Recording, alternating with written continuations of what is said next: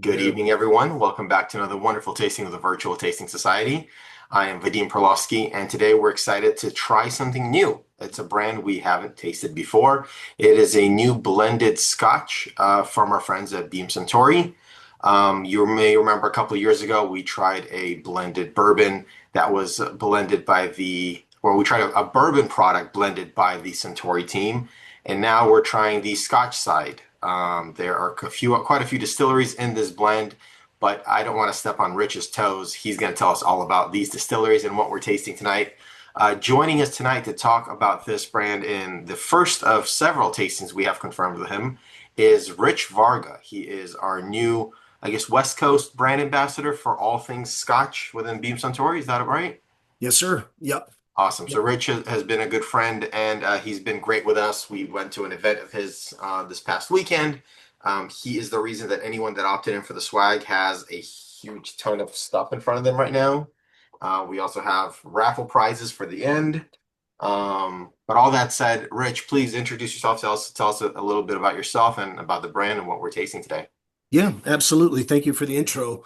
Actually, it's funny. I was thinking you first encountered this, I think, at one of the whiskey shows, but I think it was right at the end, and you were popping around trying everything else, and then by the time it came, it was just kind of like the end, but I'm glad because you were like, oh God, I'd love to, experience more and have a chance to show the group. So it ended up working out perfectly because your loss was everyone else's gain. So not only do we have this, later on we're going to have Bowmore. Highly encourage everyone to jump on that one.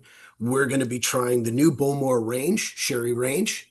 Two of those just dropped in the United States. The other two will not even be in the States until most likely December, but I've already secured them. In fact, boom, there's one of them. So we will be trying those. So I would definitely do that. And then Lefroy we're working on as well. And then I've got another fun invite to send everyone for Lefroy, which will be coming up on the 20th. So I'll send out an invite to that. Anyone that's local, we'd love to have you out. It's a Friends of Lefroy event, and the idea is that whiskey is meant to be shared. You can never have too many friends, so you're all welcome. So I will send that out after, but it should be just one of many events that we have coming up with Lefroy, with Bowmore, and possibly with Ardray too. So yeah, with that, let's dive into it. This is a little different, I think, than maybe like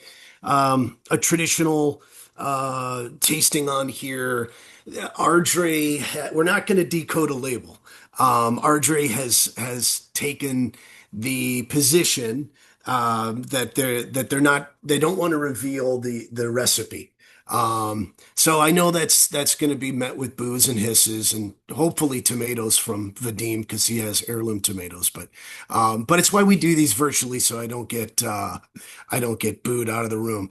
But with that in mind, I do think it'll actually work out for the better because everyone on here has a pretty robust, I think, sense memory and taste sensations from past things that they've tried. And I think when you do come to that, you're coming with preconceptions and you could potentially be cutting yourself off from experiencing something. And you'll have the chance now to really just sort of experience something without any preconceptions. And the idea behind this is that we're trying to put the focus back onto the art of the blend. So this is the chance to hear the song without hearing, any of the technical aspects of what went on in the recording room. But it's a chance to just kind of let yourself get enveloped. And really, when you think about it, like the best memories you have of whiskey are not because the sparging temperatures or the times or the exact things. So really it's more about the times you've connected. They've reminded you of things. Your sense memory is kicked in. You're like, oh, that kind of reminds me of my grandma's butterscotch candies or whatever that is. Or it's just great times you've had with your friends. So I know that kind of sounds, like a cop out, but I do really want you to just experience these. And I will say this, I'll buffer that by the good news, which is what we're trying tonight is batch one. Ardray is made on a Solera system, and we're actually a double Solera system. So we take, and this goes back to, what blenders and Alexander Walker and whatnot would have done. They would have designed building blocks. And so we've broken this up into building blocks or our components. All of those are from batch one as well. So batch one is virtually gone in the market. It only got released in 4 cities in the world. In the States, it was just New York and LA. So now it's slowly crept into DC, Chicago, and San Francisco. But batch one is gone. But we have it, we're tasting it. And I think more importantly, we're tasting the components from batch one. So since it is a Solaris system, we'll never take more than 50% out. So everything that's coming out, and they're doing another batch right now, but everything that's going to come out is going to have aspects of the new batches going forward. You're getting the inaugural maiden voyage here. You're getting batch one, and you can say you've had that. And there's not a lot of people in the world that are really going to have a chance to experience that. Number one, the components were never made commercially available, and if you weren't in one of those cities, you just weren't going to get batch one at all. So anyway, that's the good news. Now, a blend, right? A record scratch. I'm sure there's some single malt folks on here that they're probably not down for blends. I should circle back briefly on my past. I launched my ambassador career working for Pernod Ricard. I was the brand ambassador for Chivas Regal and Royal Salute, and I worked on that for about 5 years here in the US. I got to work here and a little bit internationally, and it was amazing. So this gave me a chance. I worked last year pretty extensively on Ardray, and this gave me a chance really to kind of rekindle my affection for blends. And I'm not alone in that. Charlie McLean, has famously said when he's at home, what he reaches for is a blend. We love single malts. We love the provenance of single malts. We love location and time and all that. And sometimes we like the challenge. We like a good flavor wrestling match. But a lot of times, after a hard day, you may just want to zone out and have something comforting and familiar. And to Charlie, that's what that provides. And so I think there is some value. And we'll get into that a little bit. Also, I will say, please jump into RJ right now. Season your palate. I'm going to just chat a little bit on the philosophy of this and why, how we got here. Rich, And yes, quick question. So we have the R drive on its own at 48, and then we have the four components of it. yeah, I know the components are labeled at cast strength, but we don't know what order. Should we pour them if everybody has 5 glasses? Should we yeah, pour the samples so they can open up a little bit? yeah, I think it's a great idea. What order should Absolutely. we put them in? So I would start off with our grain. Okay, That's sort of, traditional canvas, I guess, of blends. So start with the grain. We'll then go to, it may have been listed as plain, but it's our bourbon. of course. And then from there, we'll go to sherry. And then we'll finish in pure beam fashion with the peat monsters, I which I think are actually going to surprise you. believe that's a trademarked name. That might be. Speaking of blends. Uh, but I think we'll go grain, plain or bourbon, sherry, and then peat. Okay.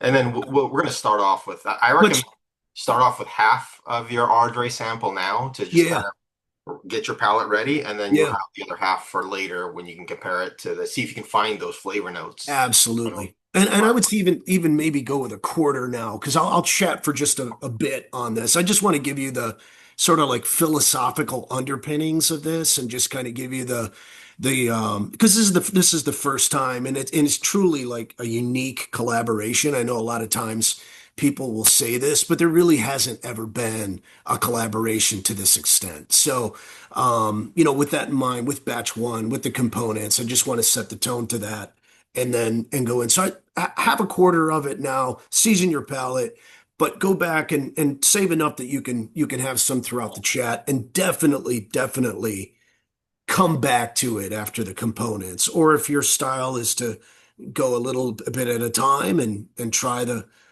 grain or the plain, the sherry, and see what you pull out of the final blend. Please do that as well, as Just don't do everyone a knows. Jordan and down all your samples right away. Just that's Yes, Lemon. So why blends, right? I mean, I think it does, I think, warrant at least a discussion. 90% of what we talk about is single malts, but the fact is, on the world stage, when it comes down to the pennies and dollars, 90% of all world sales still are blends. So, it kind of gets lost, but it really is still the driver. Also, and I think this is really the most important part of this is blends are the reason that we have Scotch on the world stage. So there was a number of events at the mid to late part of the 19th century with the invention of the coffee still and the adaptation of the coffee still. But I think more importantly, probably the phylloxera aphid. So if you don't know, I'll just make it brief, but phylloxera came in on some steamships from the US to France. They were on rootstocks from vines. And when they got planted into French vineyards, um, it was hometown buffet for the phylloxera. It just devastated the vineyards. It attacked the rootstocks, and over a decade or longer, so there's been books written on this, but suffice to say, a lot of administrative dilly-dallying and not wanting to believe the causes of things and the cures for things. It took them a while to get it under control, and it devastated the French vineyards, and it made getting wine and cognac that much harder. And it wasn't that there wasn't cognac stocks. I mean, we certainly know that there's a lot of cognac stocks, but it just was availability, and it's something that persists today with cognac, which is just like it's sort of like put it up on the top shelf. This isn't now for drinking every day. This isn't for cocktails. This is for special occasions. We don't know when we'll get it again. Churchill describes his father as being from the brandy and soda era. But that quickly gets changed to scotch and soda. And that eventually launches a million highballs. So it lets blended scotch lets scotch get onto the world stage. And I think what's transformative about it is you're talking about something that for a long part of its life was rural, illegal, and smuggled. And it transformed it from that into something that became internationally renowned and respected. And so certainly single malts have written the story on that, in the modern era and the last few decades, certainly from the 80s at least. But it's blended scotch that makes that all happen. We get some best practices from there too. So we get quality, number one, consistent quality, because most of the early blenders were putting their last names on this, their surnames, their family names. People are calling for these, and so you're not going to have your surname on something that wasn't consistently quality. Consistency is the big one that comes too. And these things are adopted, of course, with, brands that and single malts and the different marks that we have and SKUs that we have in single malts. But consistency is critical because a lot of things in single malts at the time in the 19th century were anything but consistent. And so to be able to take something that's obviously agriculturally based and find a way to bring consistency to that, that's the way to establish a world brand. And we get an explosion of flavor development. It's how we even got to our building blocks today. So those are great things. Obviously, the category, is kind of fallen on, some flat tires. It's the toast of the town in the 60s, and it's obviously not the 60s any longer. Now you can go into any whiskey bar and you'll get pages. It's amazing where we've come, right? So you'll get pages now classified by Scotch region or world whiskeys. And then you'll get all the way through that list and you'll get through page by page. And then you'll get to blended. And then if you're lucky, there may be four on there. and most likely heritage brands that have been around, for over 100 years. So our thought was, there is sort of a revitalization and an energy coming out of like Edinburgh and Glasgow even.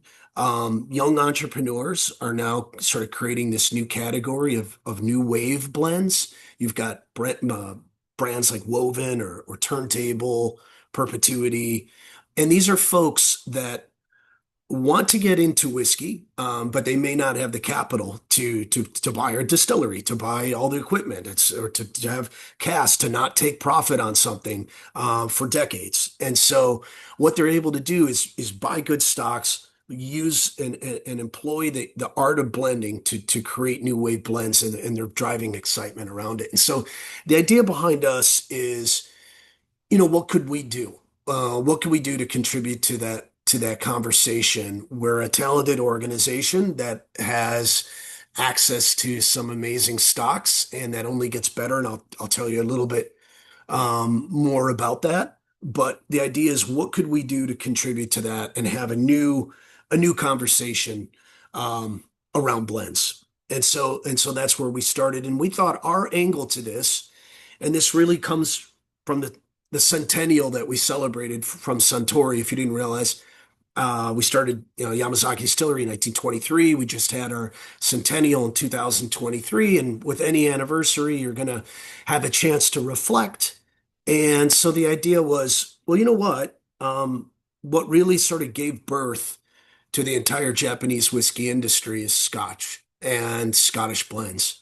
And so this is a chance for us to look back on 100 years of honing our skills, and Japanese in turn becoming masters at blending and taking that precision and skill that they're known for and reflecting it back onto the philosophical homeland that started it all. So that's sort of our fresh perspective on this, and what we use to approach this. And you can see, like, it's all sort of carried through on the bottle. So it's a collaboration between our Scotch team and our Japanese team. So we're lucky enough that we got to start with this from the inception. We've got the sort of rippling right here. It's got a beautiful, like, sort of tactile feel to it. The rippling there is not by accident.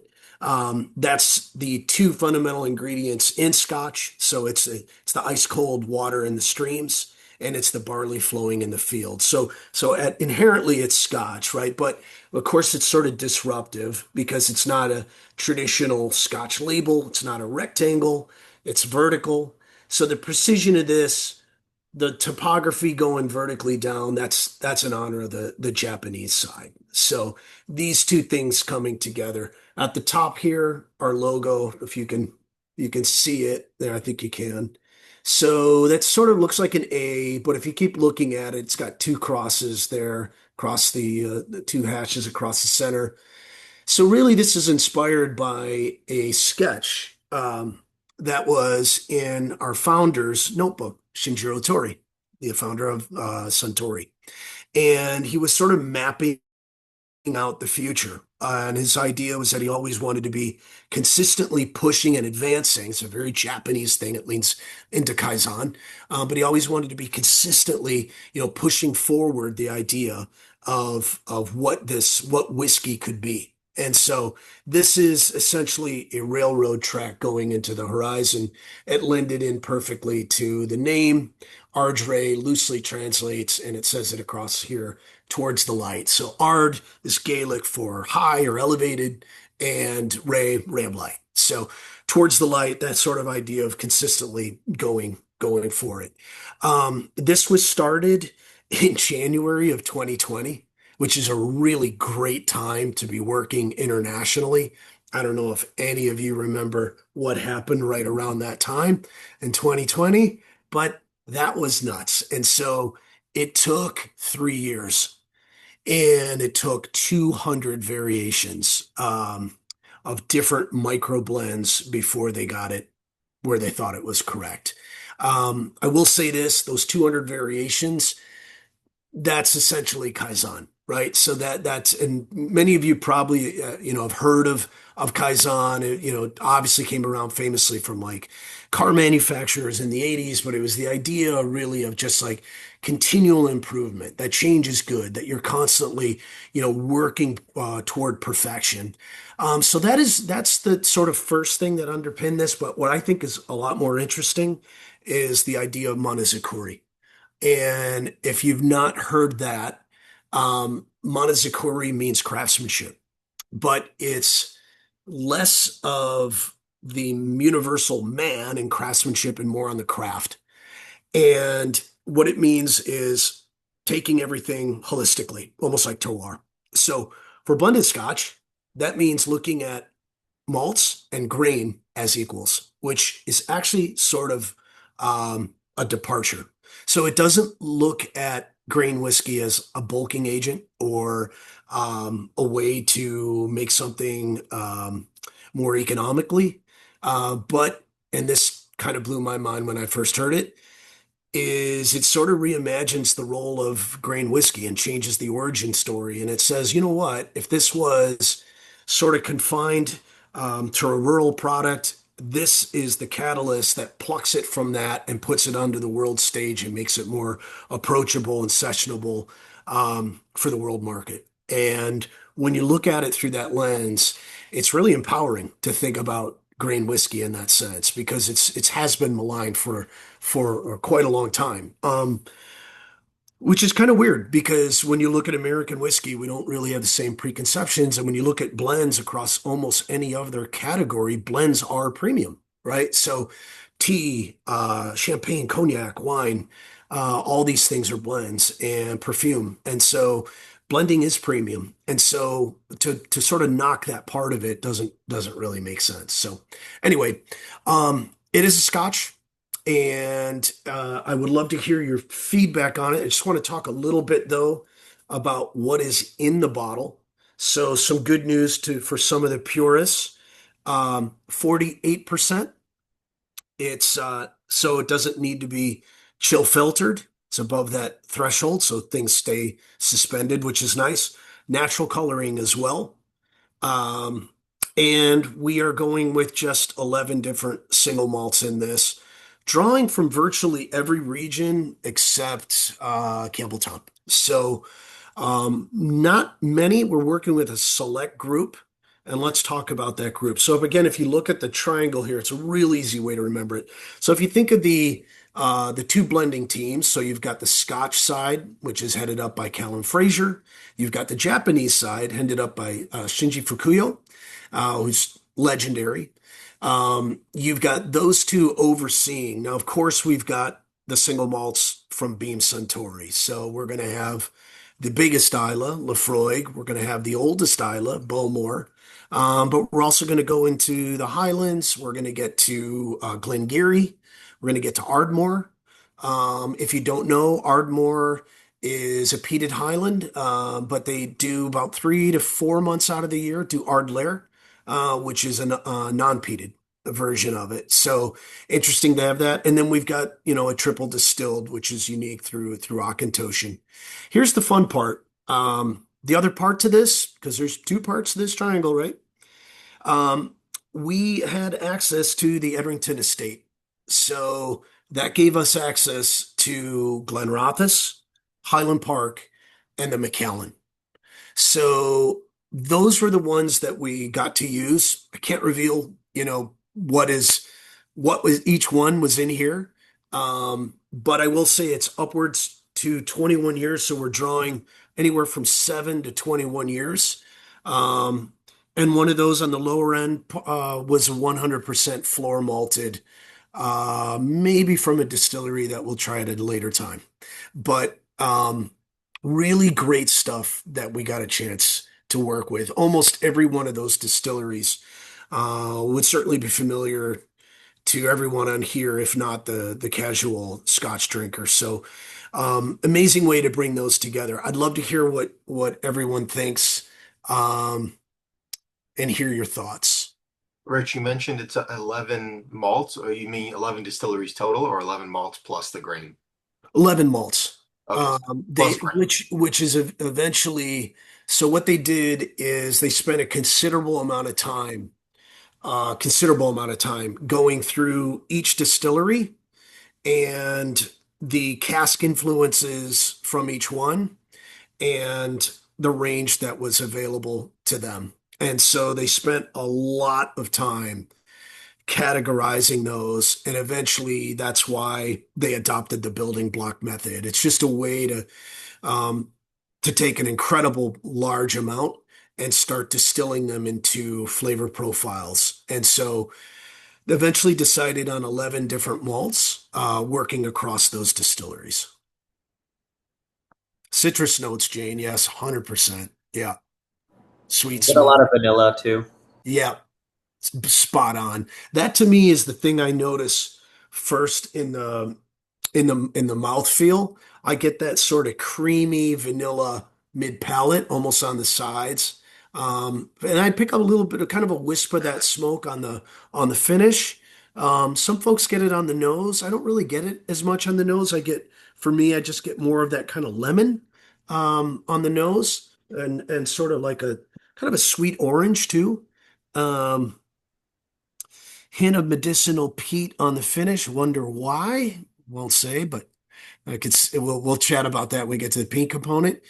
Um, oh, interesting here. The logo reminds me of a thing from Denmark.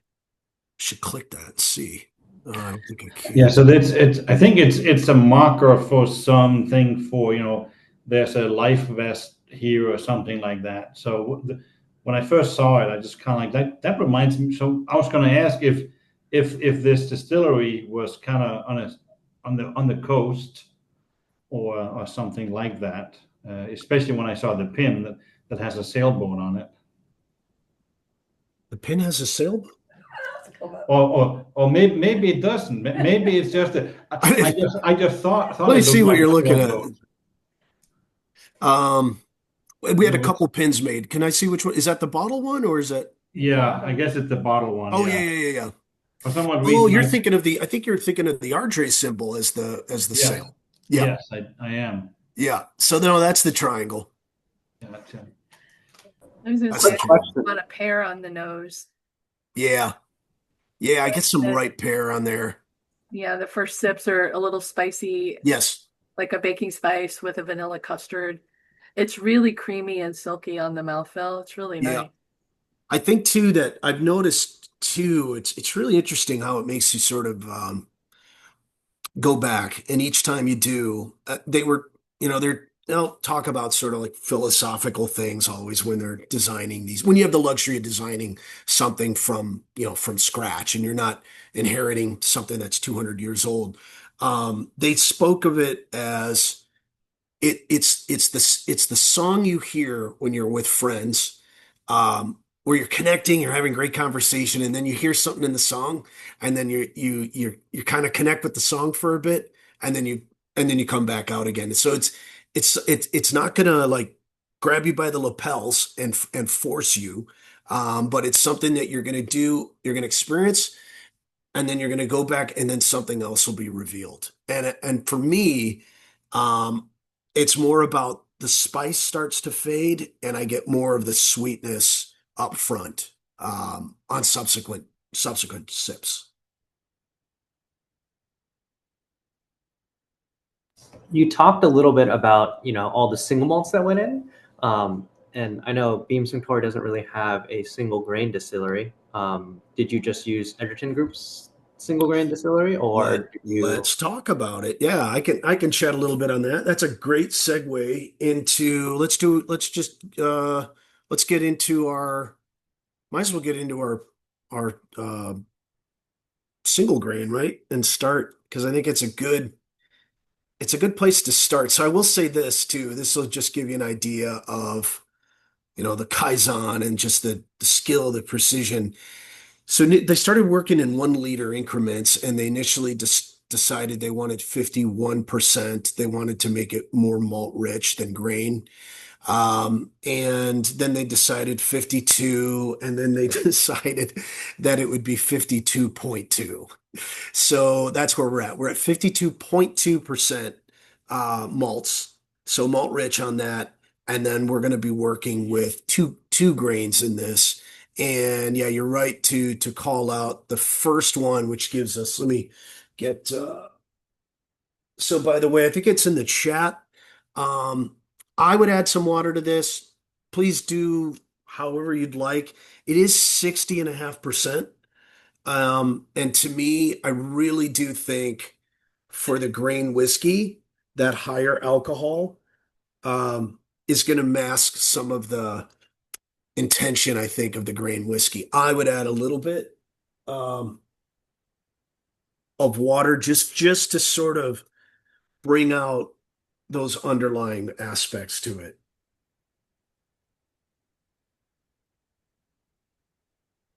Woof. Yeah, Vadim, you're right. Um, okay, so we were lucky enough again to work with oh yeah, I got it. To work with work with Edrington. That gave us North British, which if you're not familiar with North British, that's in a lot of different blends. From the beautiful tradition of trying to disenfranchise the Scots from their culture and calling things in Edinburgh North British as opposed to Scotland. So it's a hall harkens back to that time. That's his late 1800s, 1885. It was built by Andrew Usher. And this was able to be used because it was owned, partly owned by Edrington. I think Diageo's the other owner. So you can imagine some of the blends that this is in. But to me, this is what you would probably expect from a grain, and it's starting to me. It's white flowers, it's freesias, a little bit of cucumbers, a little bit of grassy notes, um, light floral, nothing really challenging. This is going to give us the platform really for the other things to sink. The other one then is Gervin. So Gervin, if you're a gin fan, that's where the Hendrick's Gin Emporium is. It's in every bottle of Grant's.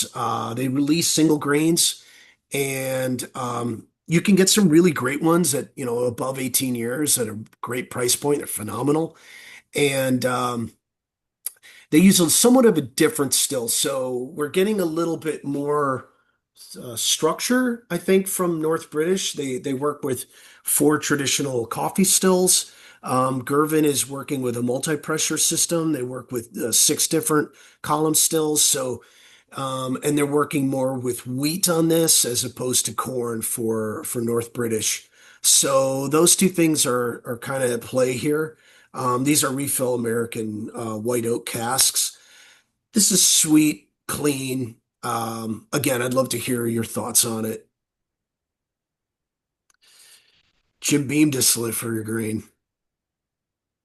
That'd be nice. There's a lot of Jim Beam that finds its way into our products in one way or another. Usually cask influence, but yeah, that would be a great thing. I got caramel corn with a little bit of candy corn tossed into it. Yeah, kind of Make get that that confectionery. slightly extra sweet, not just caramel. Really I nice. will say, adding water just, I mean, on it gets a lot better with water for me. Yeah, I transparently I added more than I would for a malt. I wanted to get it down to like that 44, 45%. And we're starting 60 and a half. And I think this is these grains are all about nuance, right? And so we want to get past that spice. It's not about the spice really. It's about Right. I mean, this to me, not necessarily creme brulee, but kind of in that family. uh yeah. I think that creme brulee note is, it's funny you mention that because I think the creme brulee note is one that's going to come up on the next two. And, but for me this is more, I did this, I remember once has anyone had Scapa Glanza? Not to like get this back to a single malt, but it did kind of resonate. There was certainly like slight salinity, but a grassiness that I did pick up from Yeah. that. And I was like, Get "Eh, like a slight vegetal note at the end as well. yeah, yeah. It's almost like that. I don't know if that's it's like a cucumber, um, but there is sort of that combination. Yeah, no, I get green grass kind of Hmm. towards Fresh, the end. fresh cut grass. Brush cut grass. Yep. Yeah, I added a couple of drops of water to my sample and it immediately went vegetal. All the floral went away for me. Oh, interesting. So Okay. it's like courgette, zucchini kind of note, Yeah. grass. Yeah. Very, very interesting. It almost made it feel like it was hotter. After you was what you do get that A couple of exothermic drops of water, reaction. and Yeah. it almost made it feel like it was a higher proof. Yeah.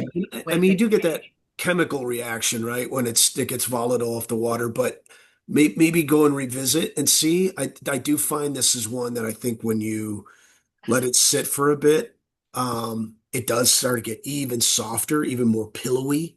Um, and sort of like even marshmallow qualities start coming through. But again, everyone's palate's different, so I don't want to lead anyone in too many directions that might. But that's an interesting note, Tony. Butter pecan ice cream. That's a real interesting note. Yeah, I'm not yeah. gonna Creme lie, brulee, I think is. I would buy this and just drink it like this. I mean, add a little I, water, and I'll be very happy on it. On a hot summer day. yeah, honestly, I hear you. The same thing. I think when you get the next, specifically the last two, I wish we did bottle because they're outstanding. But yeah, let's get into I think something that'll give us probably more of that even creme brulee note, at least the brulee part of it, is on our bourbon or plain. So are we getting here the blend from the this two distillery, or just that's the grain mix that went into the blend, or this is just from one of the two? No, this is the component. Yeah, this is the building block. So they sampled for all of these.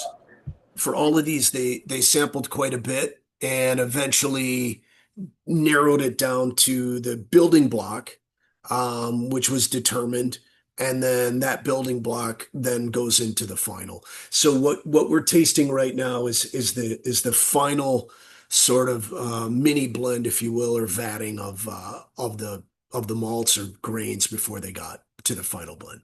It's all the smoky component, all the sherry component, and all the bourbon Yeah, components. yeah. It's easy. I think when not to speak of another brand, but just to kind of give a nod to the history of this is when Alexander Walker was working on blending and coming up with he came up with or employed the idea of building blocks.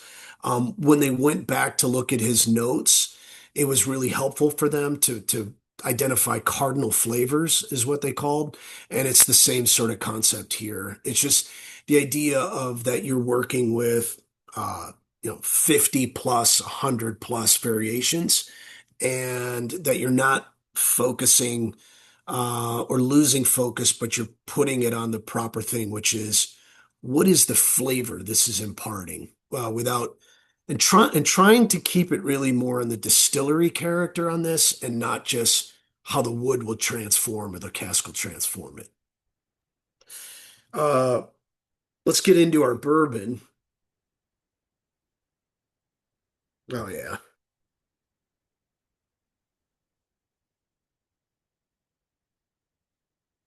57.1.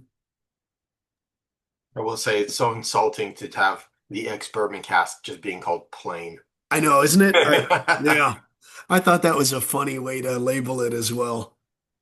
It's anything but plain, but yes. Right. Ex-bourbon. You said 57.1? 57.1. Yeah. This is a weird one too on I get this one is very oily to me in the mouth. yeah, I think that's a great note. We put a lot of time considering the texture and mouthfeel on this blend. and a lot of time with consideration on that. And it actually comes through a little bit on the PD one, which we'll discuss.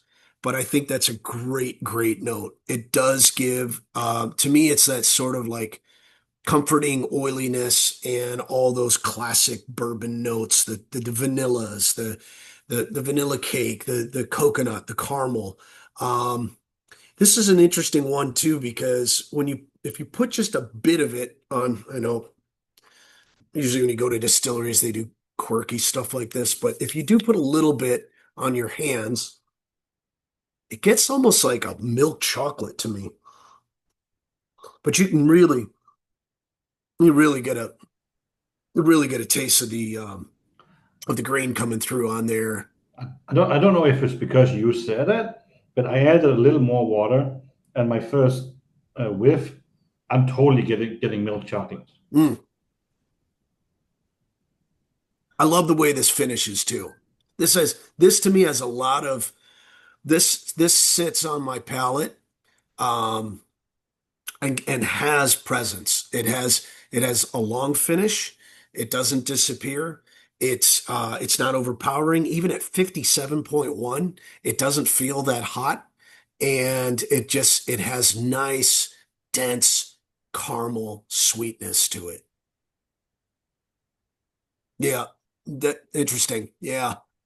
I don't know why that is. And it's an interesting one too on the sherry. I'd love to talk to, but I think this is a great one to even go back onto the Ardray and see, because right by now we're fully halfway into the components. Obviously, the bourbon is going to have a nice impact on the final blend, but I think it's a good one to go back and see.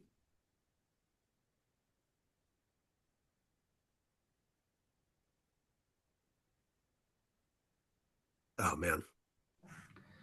I mean, that's funny because now I'm going back to the quote unquote finished product, and I do get that milk chocolate on the nose. I love it when there's some commonality, because then you're like, okay, I'm not nuts.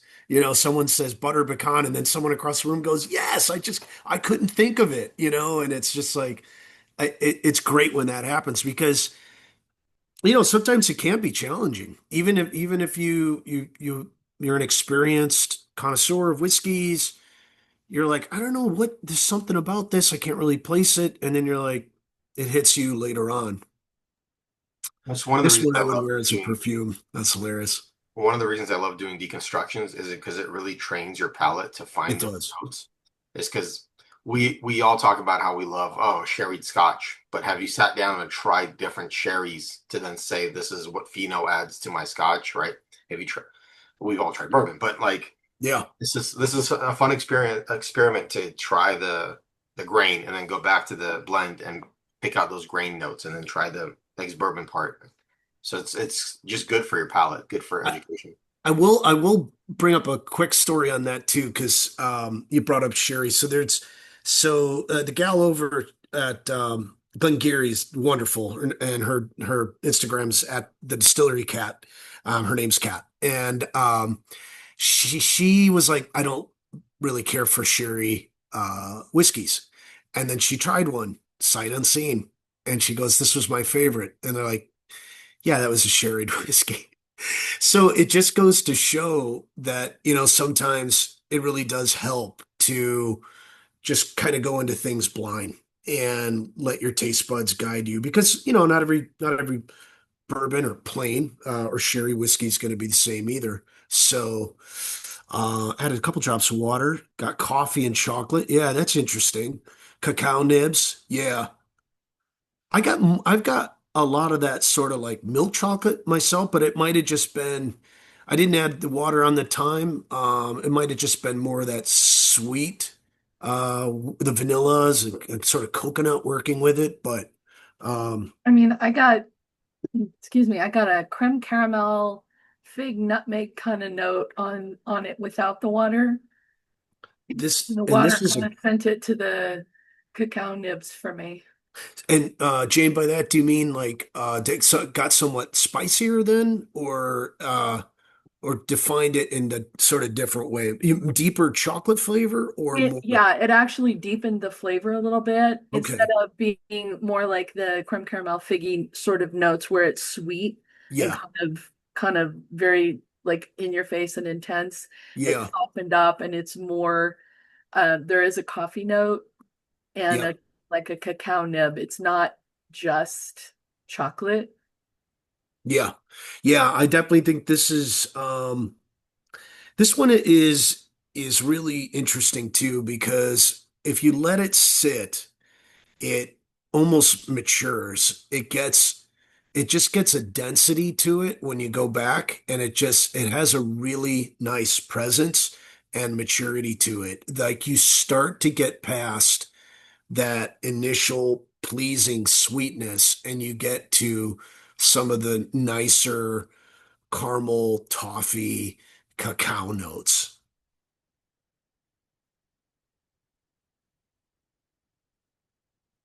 Try the little bite of tablet. What's tablet?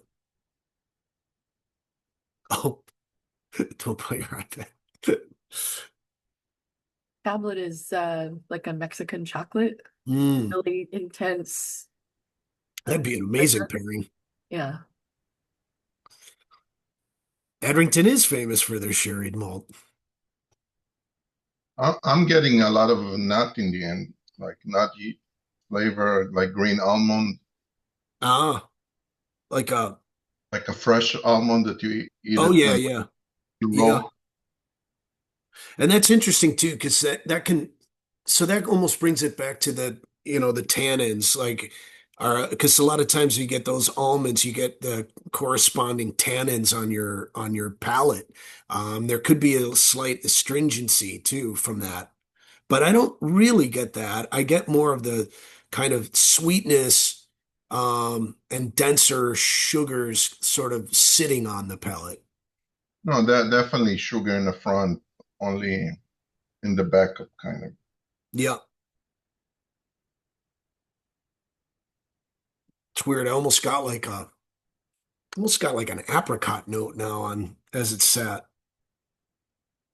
This is one I think is worth going back to and and just letting it sit for a little bit.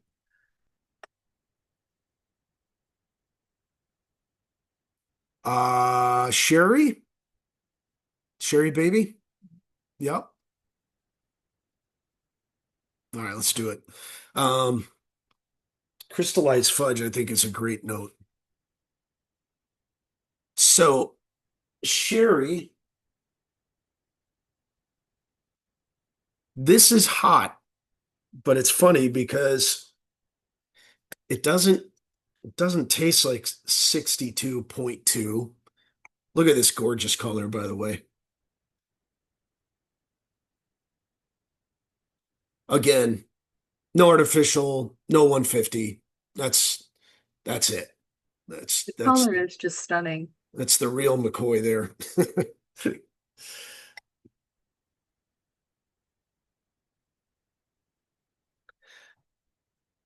Yeah, 62.2. This is you've been forewarned. This is addictive. Don't drink this because you can't buy this. You will want to drink this over and over. This is ridiculous. Yeah, this is my favorite too, Alexander. On a completely different note, what's your address? Wow, that is, yeah, that's good. And do you have an alarm system? Exactly, right? Can you tell us the times you'll be home? Any dogs? Um, I think too, Henrik, you were saying about the creme brulee, right? This is that caramelized sugar coming in on the creme brulee. This is now also too.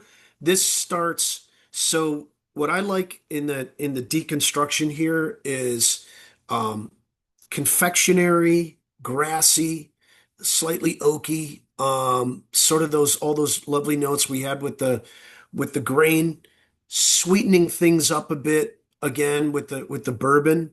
But now I feel like this is like if you're mixing music, this is where we start taking it back down a bit. So now this is introducing those lovely tannins. This is a different type of grip mouthfeel. This is now giving, oddly enough, too, it's not all, like the traditional dried fruit notes that you hear, but I was even getting like fresh strawberries that I wouldn't think I would pick up on this. Um, but this is ridiculously good.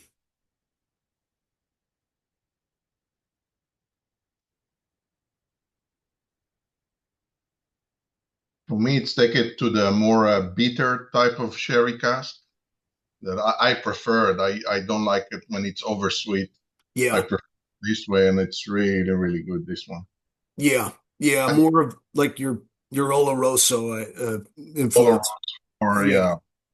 Again, in the PX, sometimes you get more like the olive oil kind of and the raisin, but it's depend on the cask. It's so yeah, different, yeah, especially when you just drink like a cast, like a one-off kind of.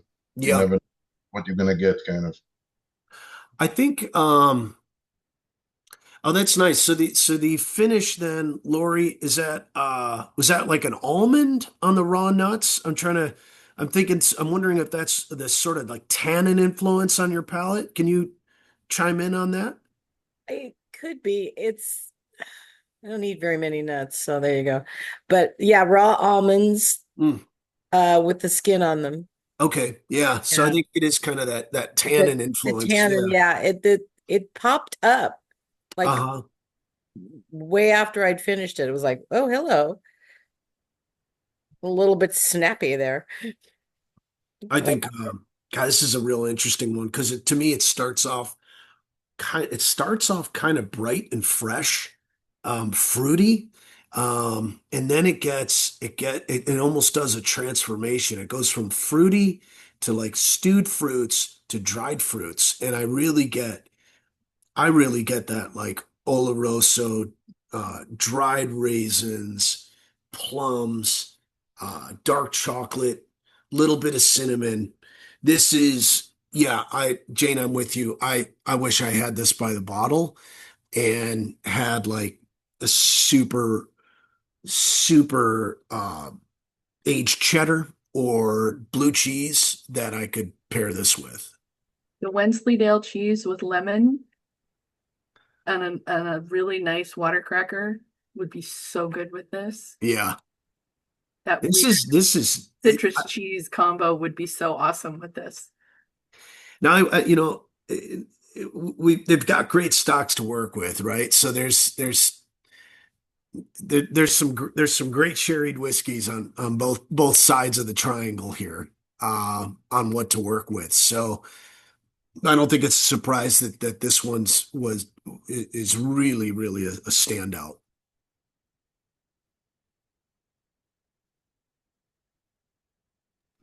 I'm following Tony's note here with dark chocolate.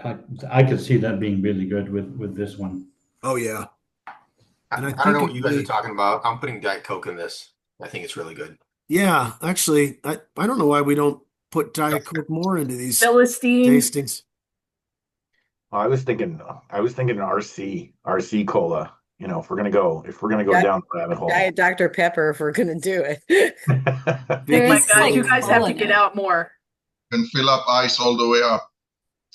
RC Cola and moon pies. Do the Do you guys do. get sassafras on the finish too? Yeah.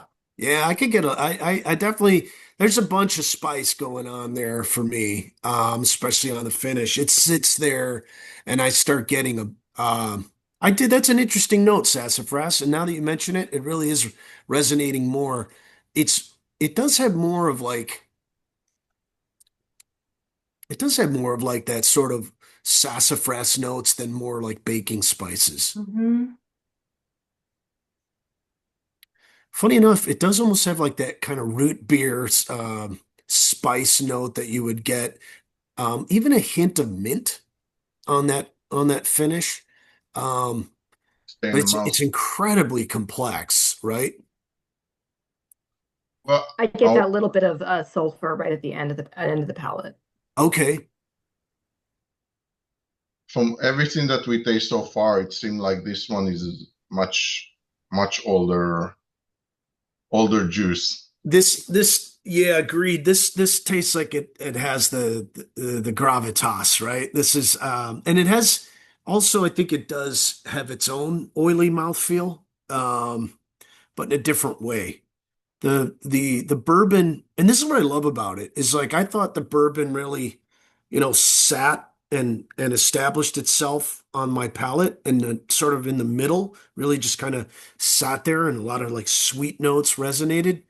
But this really made itself known. It just came in and like it moved in. Like the bourbon was a renter. This is an owner. It's almost numbing your mouth, kind of, when you hold it long enough. And it's 62.2, but none of us want to dilute it.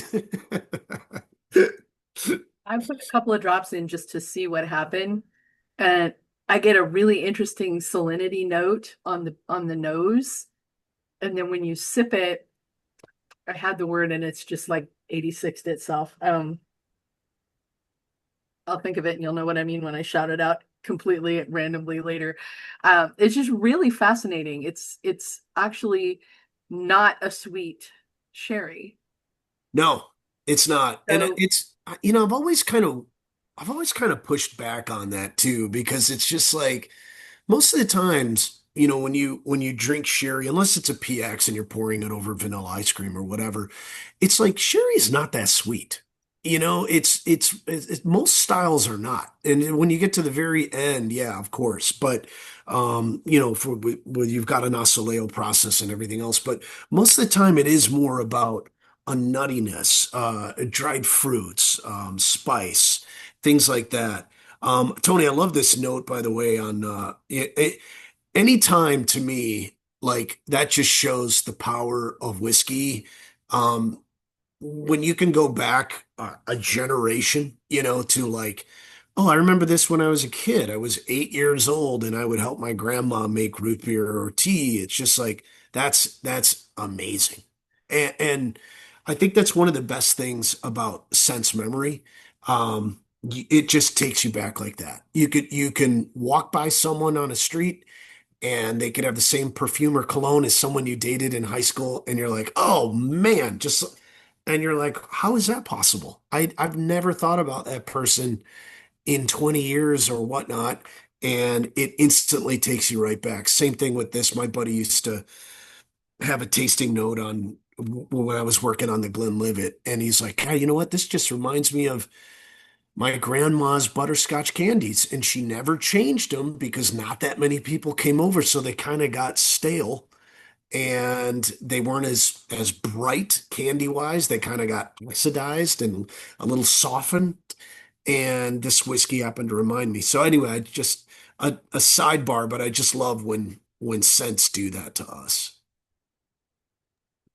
I got a question. You mentioned the double Solera. So each break here is have his own Solera time, and then it's going to have added for the final blend, or Yeah, exactly. the maturation is separate. Yeah, so we do a double Solera. So we'll get each of the different malts categorized or organized by flavor. We'll put those in a Solera. Then we'll have a Solera 2 for the final blend. So it's a double Solera system, and we're never removing more than 50%. Each batch is about 2009 liter cases. So we'll never remove more than that. We'll continually, which is why I love this and why I think it's unique and truly won't happen again. It won't happen again in anyone's lifetime. And you can't really say that is because it's already been topped up. They've already moved on to the next batch. So we've tried the maiden batch of Ardray, and every Ardray from now on will have an aspect of what you tried tonight. Do you see line extensions coming out that do separate by the components? That's a great question. I wonder if they will because I would love to do a sherry influenced one. Um, it is a great question, and I think it does kind of goes back to I think the structure of what they envisioned on the blend. They sort of saw this blend as something that would continue and be a living blend. Um, I don't know how you really do that and maintain the Solera unless you pull a certain batch out, maybe half a thousand of the things and did it. So I guess there's a way to do it, but I do think, if I'm honest, that it does sort of depart from their initial vision of the blend. Do you see the future batches really varying from each other, or will there be a through line that kind of keeps it consistent to an extent? There will, but I think that there will be a natural variation that'll just come from, these newer casts being involved. But there should be a through line, right? And there should be a through line of all these. I got to tell you, like, I can't, I'm sorry, but I'll be fired if but if you see me out and about, I'll whisper in your ear. But there's single malts here that go back to the mid 90s. There's single malts here from very well-known, very famous brands that you would not think would make it into a blend. So there was no expense spared on this first one. So what that means for the blend is that aspects of that should always carry. There we go. Oh God, I hate when that happens. It must be my internet. Yeah. Um, So yeah, all that to say, I think that no expense was spared in the first batch of this, and so I hope that's the through line that continues. That quality of the single malts that were sourced for this continues on. But I do wish selfishly that they would do a sherry variation of this.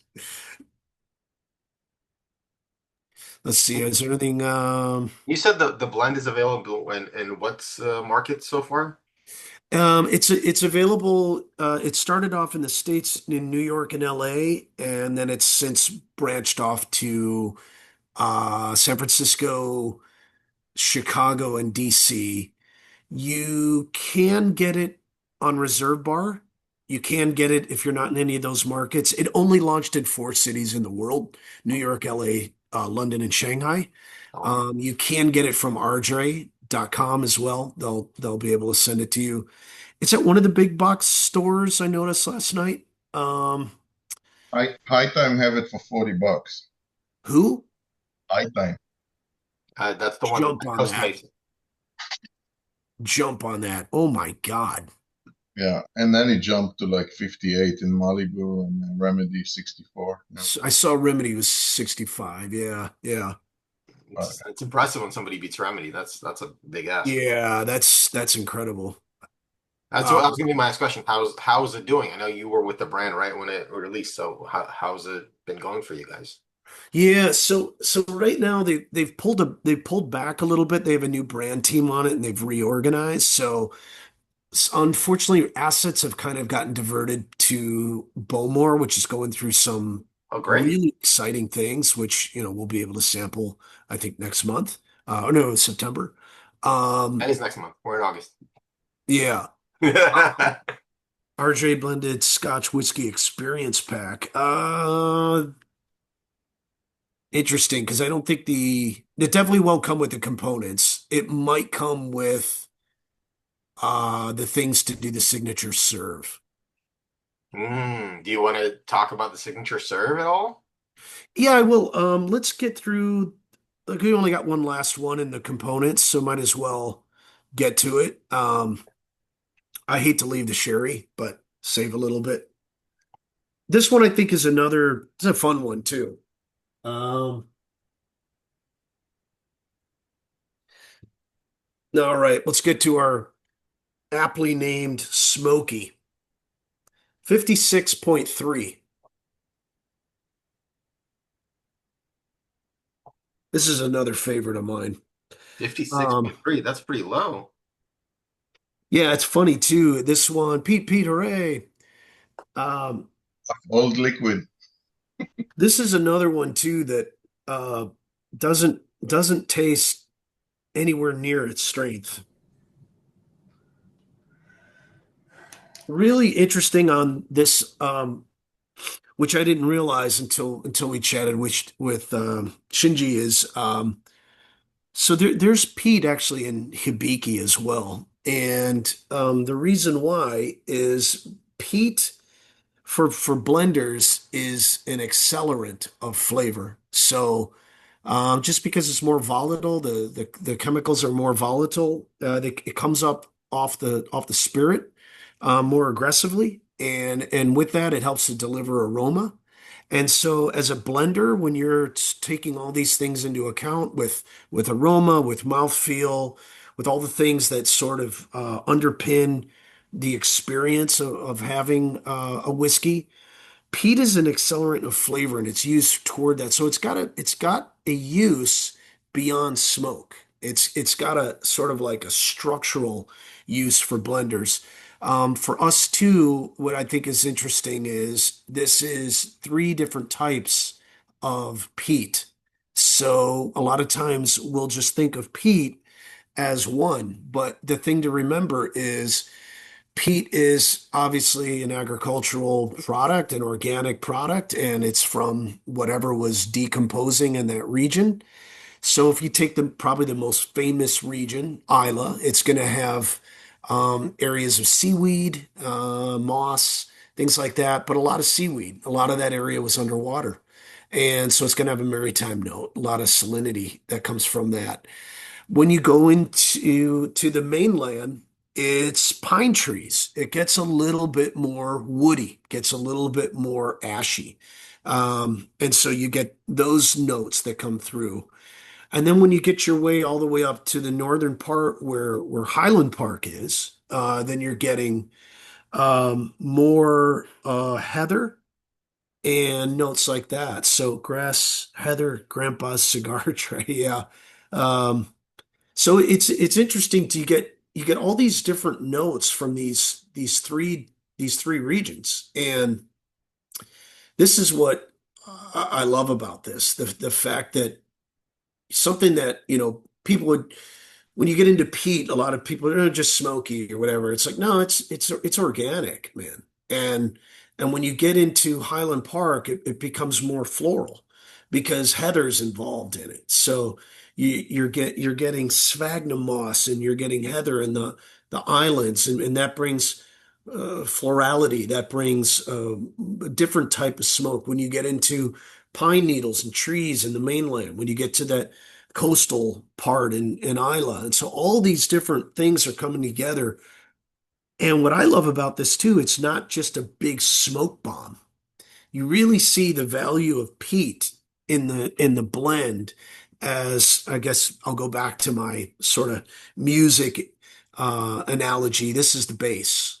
This is the part that keeps it from getting too much treble, too sweet, too fly away. This grounds it down.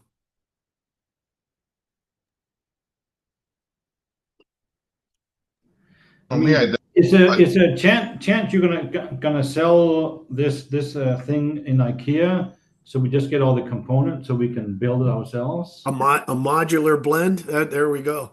We're gonna have that Because, Ziggy guy show this you how again, to. this one, I mean, I would buy, I wouldn't even add water. I'm just gonna drink this as it is and be very happy. Jason's poster is hilarious. I love the last two were ridiculous to me. I don't know if anyone got any fruit on that peat, which is not what you would expect, but I got some pear notes and some apple almost mid palate, and then I got some really lovely floral notes and then vanilla fudge. Amanda mentioned lemon curd, and Adam said something about grilled pineapple. Was that on the peat? Okay. Yeah.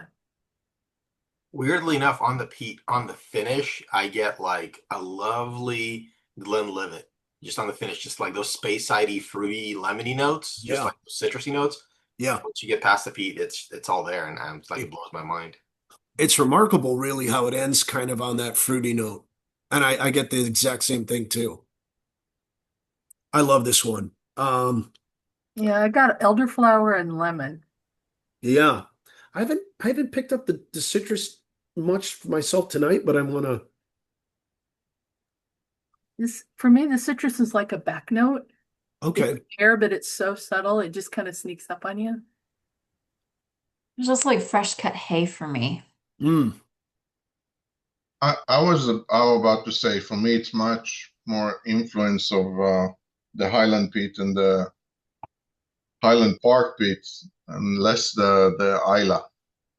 yeah, I too much the Isla. I don't know unless it's the fruitiness that you're talking about is kind of from the Old Bromore kind of thing, but I don't know. I'm trying to kind of break it down, assuming four different yeah. components in here. Yeah, this is a lot to is it Golan? Is it yeah, this is a lot to wrap your head around. You're right, because you've got three different influences across here.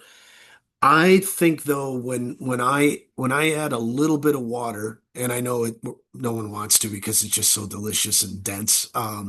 But if you add just a little bit of water, I get exactly what you were saying, which is more of that Bowmore smoke and or peat rather, and it's gonna I get a little bit of those tropical fruits on the final finish of it. So it's not to me it's not that Lefroy peatiness, but it does get a sort of when I add water, I do get that tropical fruit that comes through. And I was getting fruit before, but when I added water, it sort of takes it to that level. I will say I haven't had enough Bowmore to make that statement, but that surely will soon be corrected. So sorry. So stay tuned. We're all going to taste more Bowmore soon, so we can all talk about Bowmore peat Yeah. notes as opposed to other peat notes. Yes. On These the last nose, it's two I definitely do. peaty though. On the nose, it's definitely peaty.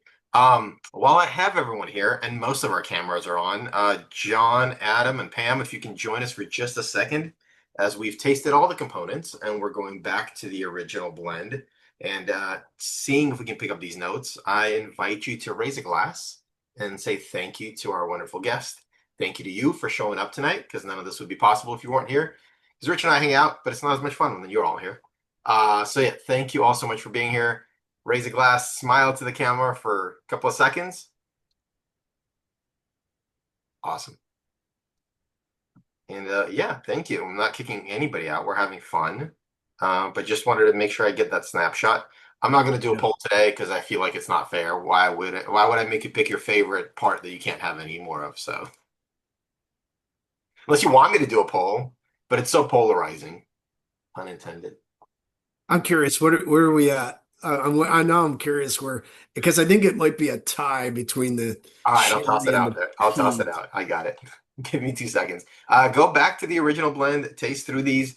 Did anybody blend the components together to see if they can replicate or do better than Oh, the that's fun. what was That's released? fun. That's a great idea. All the No, parts no have one wants to peat. do it because they don't want to make a bad blend. They want to just keep sampling. Well, I'm sorry, Tim, what were you saying? I'm not a peat fan, so I blended all the first three parts with no peat, and it's really good. Oh, you did? Okay. Mhm. Equal parts then? Yeah, Interesting. All right. and it was really good. I'm a sherry head fan too, so all of them together, it was a really good blend. But I'm surprised you gave up the sherry for the task. well, I still have a decent amount of sherry left. I guess that's the new Tim blend patent pending being released next week. Am I allowed to vote on this? Is it anonymous? Yeah, it's anonymous. You can vote. You cannot vote for Ardray. Because if it ends up at the bottom, that's not what we want. We're just voting on the components. It's already live. They can vote for whatever they want. Well, I have to vote for Ardray. Yeah. Um, Now going back to the blend is so interesting. Now that I have the components like in my head, it's so interesting. Yeah, I think it's I love having the luxury of doing a deconstructed tasting because of this. And you also too like you see the challenge, like when I got to that sherry or peat, I'd be like, yeah, do we really even need? Can we just maybe we just do an old fashioned vatted malt and we just release one of these? Like, do we need to? I would have probably released four different products rather than forced myself to have an amazing blend. I think it lands on the you making the brand or the blend so popular that then they can justify releasing more expressions. It's a Yeah, lot easier to promote one than it is to promote four. this is weird. Went back to the sherry, got a lot of maple just on the When I smelled the sherry, it was for me it was earthy. It wasn't sweet sherry, and it right. was kind of like Right. barbecue sauce a little bit on the nose. Oh, It's interesting. Tony, oh, what's sherry Alexander. and what's Sugdi?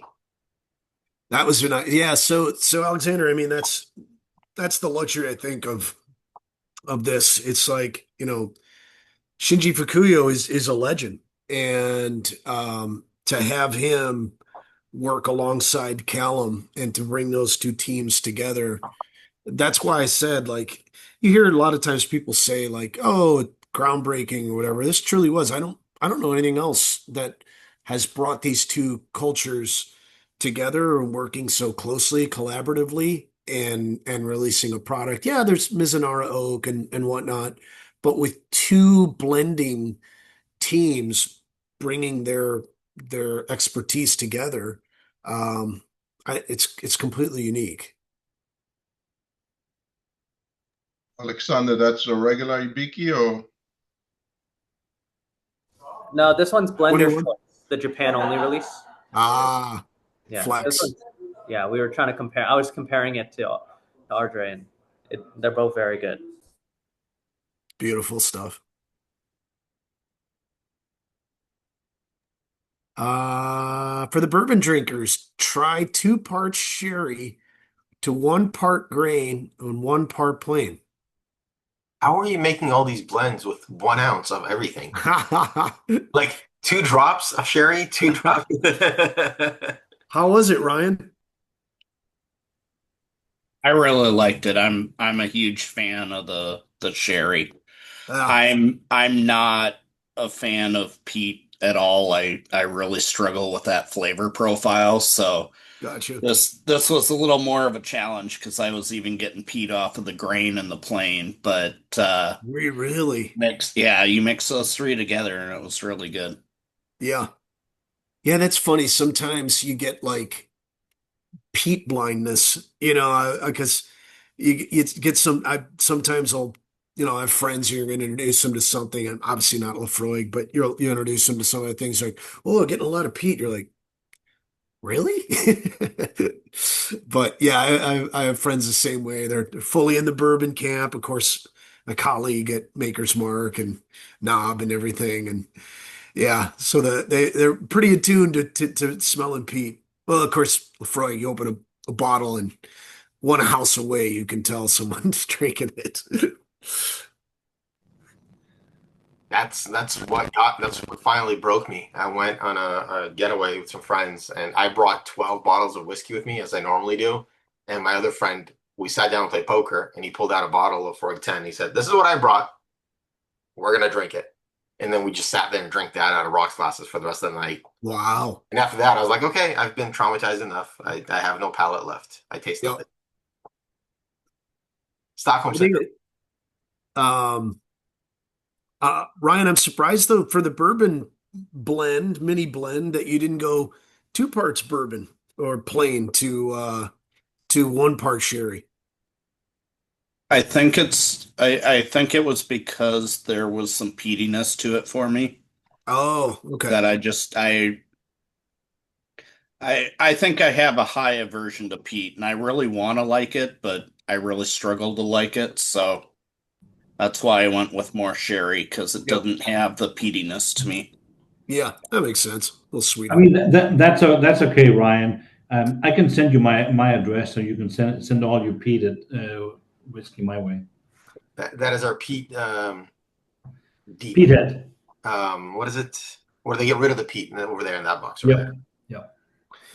That'll stop me from barring the windows tonight. So By the way, the votes are in. Do you want to guess what the favorite component tonight was? can I guess? Yeah, Sherry. Sherry. it's a good guess. I guess it's Sherry. Drum roll. I wonder if you're right. It's not even close though. Boom. Wow. Like 70% voted for Sherry. Jeez. And then Henrik and Alana voted for the Pete, obviously. They got their 2 votes in. I mean, so I'll be honest. I mean, to me, on a scale from 1 to 100, I mean, that was maybe 2 point difference. And Ilana liked the peat, and Ilana is not a fan of sherry, so the combined score made it peat. But you know what? I'll take a bottle of that sherry in any day of the week. We should do a sweet and peat mini blend and put the sherry and the You peat call together. it whatever you want to, as long as we can get these components. I agree. And I'm one that voted for the peat as well, but the sherry is amazing. It's like I could pick either one and be extremely happy. Yeah. I just went back to that peat. I added a little bit of that water, and man, I'm getting a gang load of tropical fruits on the finish. That really does remind me of Bowmore. But also almost like that kind of floral rose part that comes from sometimes you'll get in Highland Park from the heather. But yeah, they're delicious. That I could see paired with some great chocolates. I have a few of the Highland Parks, but I don't have any Bowmore, which surprises me. Yeah, definitely come to our tasting in September because we're gonna do the new releases of at least 4 in a special bottle. Unfortunately, I'm in Florida. Oh no. He can mail it. Northwest Florida, so we don't get anything here. Oh, really? Wait, Yeah. don't worry. He can mail it to you, at least the samples. There you go. Person? Sorry? Ardray castrate. That's what we got to release next. Yeah. It's a generous 48, Yeah, for the price point. I'm happy that they were at 48. They didn't even do 46. So great, great mouthfeel on that.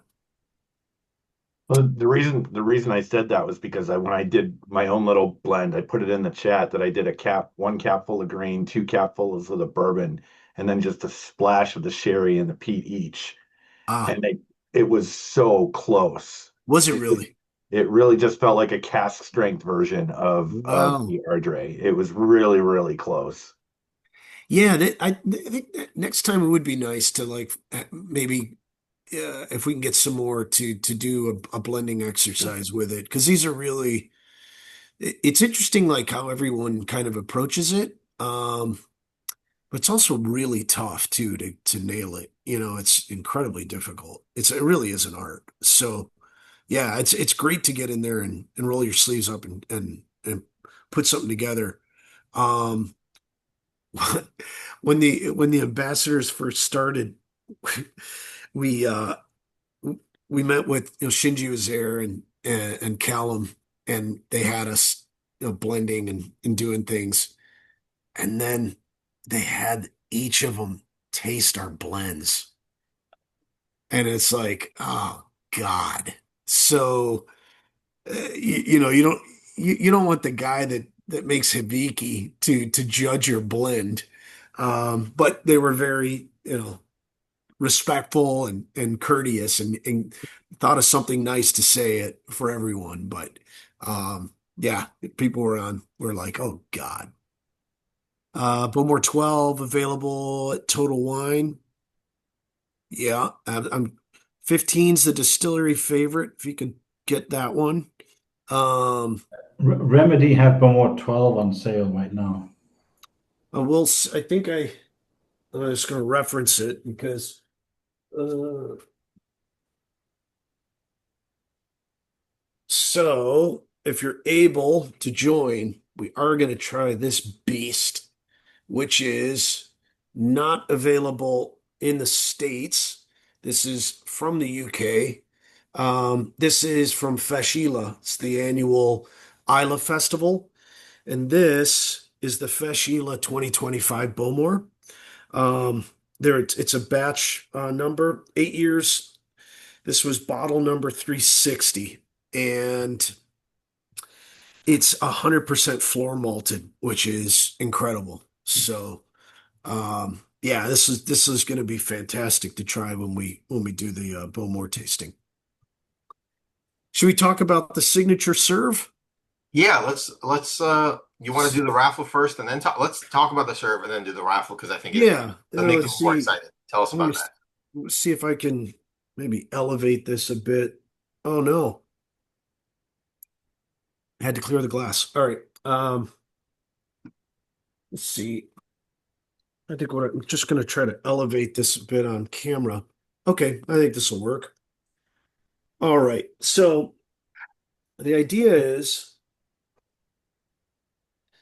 and these are some of the lovely accoutrements. So this is a marble holder, which I'm just going to put on the side. This is our strainer. You could use a julep strainer if you don't. It just sits on top of the glass like that. Let me grab the ice real quick. I'll be right back.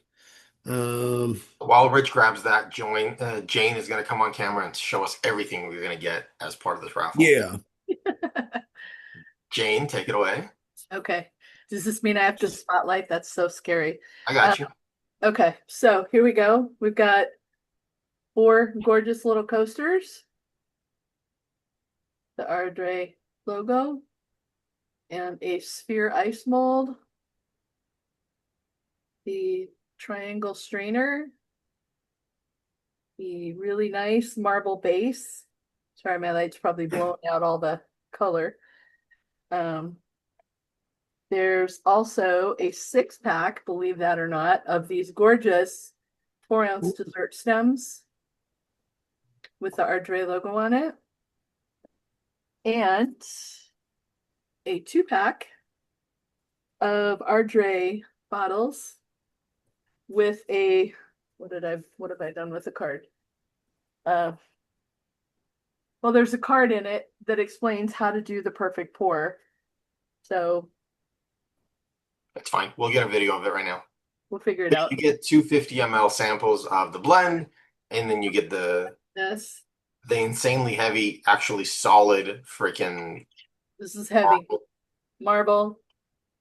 And then yeah, so that goes in there to store it between pours. If this was ice, it would go there. Yep. And then you pour the whiskey over it. Yeah, that's exactly how it works. Yeah.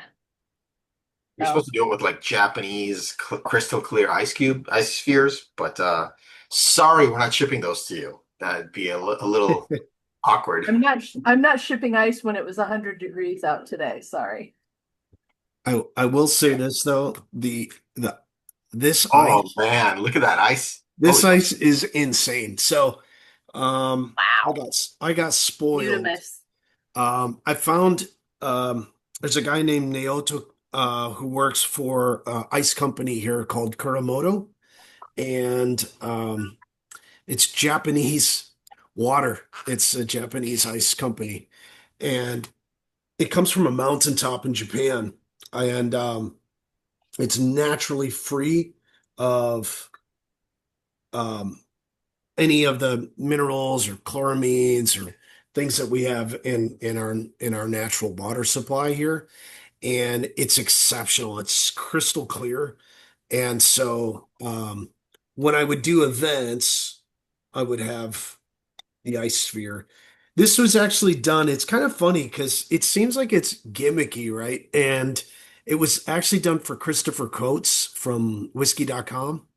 And he was blown away by it. And the idea is, so we just put a measure here. I just put it in this little espresso thing, because if you try to do this from a glass, the surface tension clings to the glass and a lot of it ends up. And we want all the Ardray in our bellies and on our palates and not on our desk or our study. So this has a nice little lip. But the idea here is we're dealing with controlled dilution. And people are always talking about, is Scotch better on the rocks or with water? This is sort of like a hybrid. And also, the idea behind an ice sphere is that ice melts from the edges. Obviously, not from the inside out, it melts from the edges. The sphere is the perfect 3D shape that has the less surface area to volume. So it has the less exposure of all different shapes. Small cubes or crushed ice or awful squares or cubes are not going to be the best. Spheres are the best as far as having slow dilution. We're going to control that even more so because we're all about precision. So we're going to pour this measure in 8 seconds. So I just count this out. And the idea is that this is the proper amount of dilution to release the flavors in it. So we'll just count it out. 1, 2, 3, 4, 5, 6, 7, 8. Mississippilously? You counted Mississippilously. Mississippi.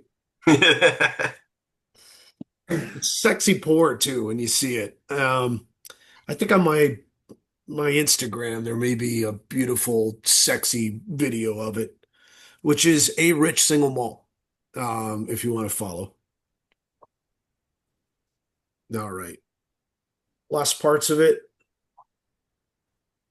sits in the marble holder, and then you're ready.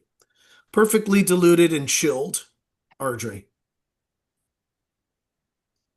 which is exceptional. All right, whoever wins this has to post a video in the group. That's going to be the rule. You can't win it unless you're going to post the video in the group. I want to see it. We want to see it and play. Yeah, you got to get active. And please tag me if you do it. For sure. Are we going to get a real-time winner? Yeah. Oh, this is awesome. All right. Oh shit! I just had the spreadsheet open. Talk amongst yourselves. The peat and the sherry combined together is amazing. It smells like cold smoked meats. Oh yeah. And then peat and sherry is, I mean, that's what all the top distillers have found to be a crowd favorite anyway, right? Peat and sweet, smoke and sherry.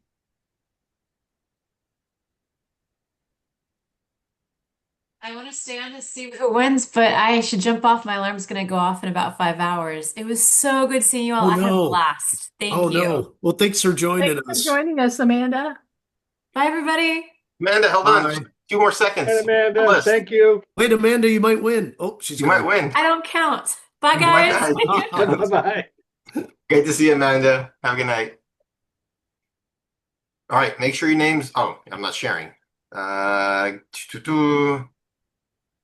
All right. Can you see this? Make sure your names are on the list. I will actually sort it. There you go. Oh, this is cool.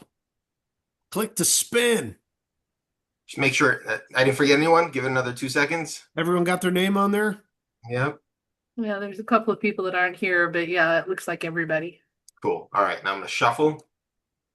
What do we got? We got two of these sets to give away, right, Jane? Yes, 2 sets. Perfect. All right, let's do it.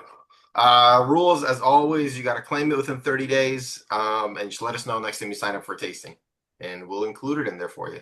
If there's extra shipping fees, we'll pass those on too because we're so generous. Jason, this guy. He won last week too. He did. Good for him. Sign up for tastings, win more raffles. No, I'll pass on it to give someone either local or someone else a chance at it. What? Because Really? the shipping's going to be insane. Just a big maple stone brick, no big deal. All right, Just a fine. brick. No, go ahead. Go ahead. Very nice of you. I would have picked it up for you. Wink, wink. Oh, Tony almost got it, and then it went to Amanda. Amanda? Amanda's here. Is Amanda here? I'm always here, Vadim. Good, good. All right, There she is. congratulations. Oh, yeah. Thanks I for chatted local, with so she's gonna Amanda pick it up. earlier. Yeah. If I don't sign up, you yell at me. I do, correct. That's how it works. Happy to have you both here. All right, let's see it. Ryan. I saw Ryan earlier. He's here. I'm here. Yeah. All right. Congratulations. All right. He's gonna be drinking bourbon out of those dessert glasses. We'll forgive it. Being 40, I'll try it the way it's the perfect intended. pour, and it'll be fine. It'd be worthwhile to see how the controlled dilution works with your favorite bourbon too, which hopefully is a Beam product. Ironically, I bought 2 Beam products today. Well, there we go. It's all in the family. What'd you get?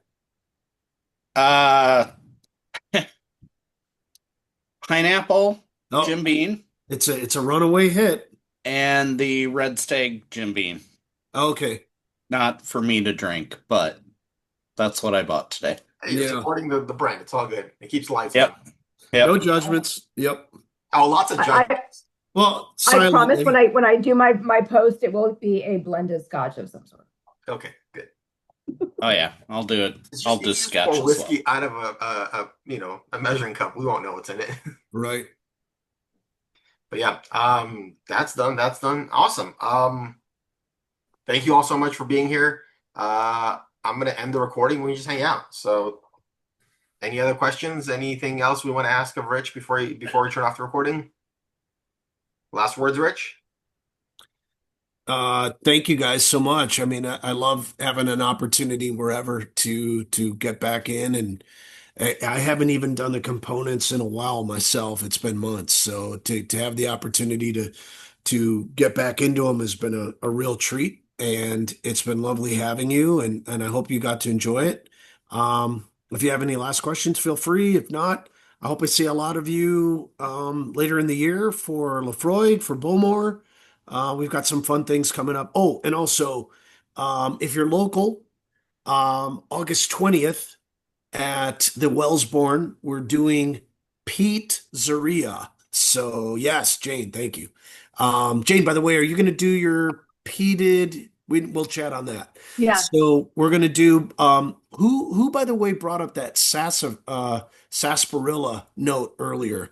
Amanda said Was that Amanda? sassafras, and Jason said sarsaparilla. I said So they're all. We're going to be doing deconstructed root beer floats with Lefroy. So, yeah, it's going to be fun. So, and Jane, hopefully, we'll have the bandwidth, is going to be doing peated vanilla ice cream as the topper on that float. So, I will send the invite. Vadim, can I text you the invite, or Yeah. I think you actually may have the You already spots sent it to me. You want me to just post it in the group? Could you please? Yeah, that'd I'll be just great. toss it in the Facebook group. So this'll get everyone, because I think if you don't come through me, there's an admission fee, but everyone that'll come through this link, you'll be comped as my guest. So it's a great chance to come have some pizza. We're gonna have a guy firing 4 different artisanal pies. Those are wood-fired pies. We're a kiln-fired scotch. So we're going to be doing pies that really bring out some unique flavors of the different Lefroigs that we're going to be serving up. And we're going to be serving the newest Cargis, which is the 2025 Cargis. So great chance to just come, enjoy, hang with your friends, have some slices, and try some cocktails. And that's the Katja's lore, right? Cargis lore, yeah, absolutely, yeah. So it's lore. People stay away from it. It's not very good. It's awful. Yeah. I just posted the link in the group chat. Come on. So yeah, please come as my guests. If You're only welcome to come if you sign up for the in-person event next week as well. That's it. Yeah. What did you say? He's coming to Pensacola? Pepsi Cola. That's what we mix with sherried whiskey. Tony, you got to fly out, man. All the fun's here right now. And it's a good 20 degrees cooler and no alligators. And no humidity, really. I'll die without humidity. Well, it's only 25% here, so your hair might not be so curly. Yeah. Well, hair? We're at 91% today, Tony. You could come up here. There you go. Seriously? That's what I'm talking about. Ryan, where are you? Minnesota. 91%, dude? Holy That sounds God. like you're in a pool. Are you sure you're not just in a sauna? I wish. I don't even think it's that high here. That's brutal. It's I grew up in ugly. Ohio. We had some crazy humid summers, but wow. I just realized we're still recording, so I'm too lazy to edit this. Thanks, everyone. Have a great night. I'm going to hit stop and we can hang out. Cheers. There you go.